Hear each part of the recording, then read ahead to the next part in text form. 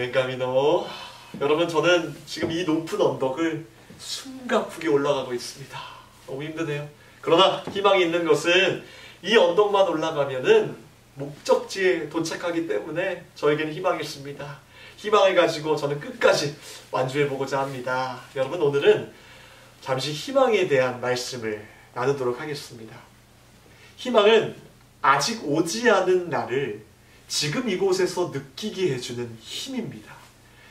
인간은 희망이 없이는 미래로 나아가지 못합니다. 놀랍게도 우리는 우리의 상황이 어떠하든지 내 마음에 희망을 품고 있으면 우리는 언제나 새로운 기쁨과 용기를 얻게 됩니다. 그래서 희망은 중요하고 우리의 생명과도 같다고 이야기할 수 있습니다. 오늘 말씀 욥기 36장 24절 말씀에 이렇게 선포하고 있습니다. 그대는 하나님께서 하신 일을 기억하고 높이라. 잊지 말지니라. 인생이 그의 일을 찬송하였느니라. 아멘. 저는 이 말씀이, 이 한 절의 말씀이 주는 힘이 대단하다고 생각합니다. 이 한 절의 말씀만 진짜 내 마음 가운데, 내 영혼 가운데 박히게 된다면 우리 인생의 중심이 달라질 것이라고 저는 확신합니다.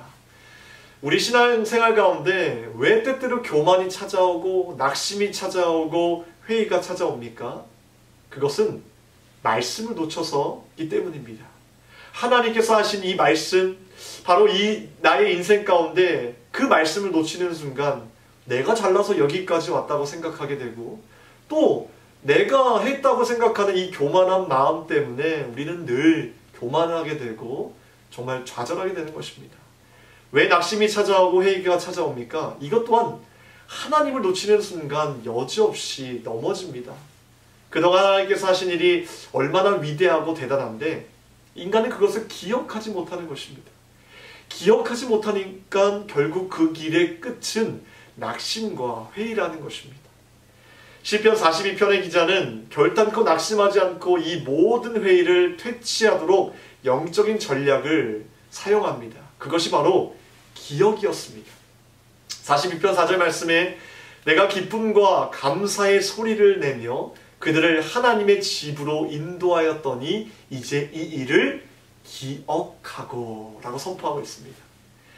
그는 지난날에 하나님의 임재를 기억하고 있었습니다. 그 기억이 지난날의 모든 환난과 낙심과 회의를 없애주기에 충분하다는 것입니다. 여러분, 우리가 해야 될 일은 날마다 하나님께서 우리에게 베풀어 주신 은혜, 내 인생 가운데 어렵고 힘들 때마다 도와주시고 건져주시고 지금도 사랑하시는 그 하나님의 은혜를 기억하고 또 그분을 높이고 또 잊지 않도록 노력해야 하는 것입니다.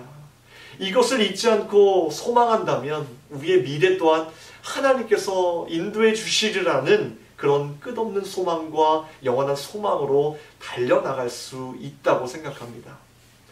마틴 루터에게 있어서 그리스도의 상처를 묵상하는 것, 그분의 십자가를 기억하는 것이야말로 하나님의 사랑에 대한 회의를 떨쳐내는 최고의 해독제였다라고 선포하고 있습니다. 그분은 우리를 위해 상하셨다. 그것을 기억함으로써 모든 회의를 떨쳐버릴 수 있었다라고 마틴 루터는 말합니다. 여러분들이 기억해야 될 하나님께서 하신 놀라운 일들은 무엇입니까? 그 놀라운 일들을 다시 기억해낼 때 우리는 미래로 나아갈 수 있을 것입니다. 소망할 수 있을 것입니다. 오늘 24절 말씀에 후반절에 이렇게 선포하고 있습니다. 인생이 그의 일을 찬송하였느니라. 여기서 말하는 인생에 해당하는 히브리어 원어는 에노쉬인데요. 그 뜻은 깨지기 쉽다, 약하다라는 뜻을 가지고 있습니다. 한마디로 우리 인생의 연약함을 말합니다. 연약하여 죽을 수밖에 없는 인간의 한계를 말하고 있습니다. 그런 인생이 참 어떻게 이 모든 것을 극복할 수 있겠습니까? 죽을 수밖에 없는 인간이 어떻게 하나님의 그 완전하신 성품에 참여할 수 있겠습니까? 모든 것이 하나님의 은혜라는 것입니다. 모든 것이 하나님 우리에게 베풀어 주신 그 은혜 때문에 가능하다는 것입니다.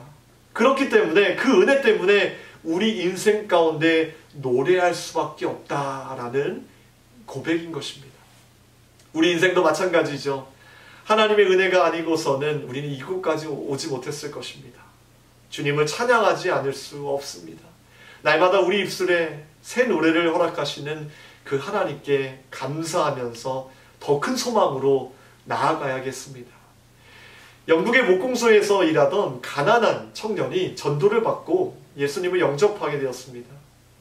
갑자기 찾아오신 예수님 때문에 그 인생에는 천국의 소망과 의욕이 넘쳐나게 되었습니다.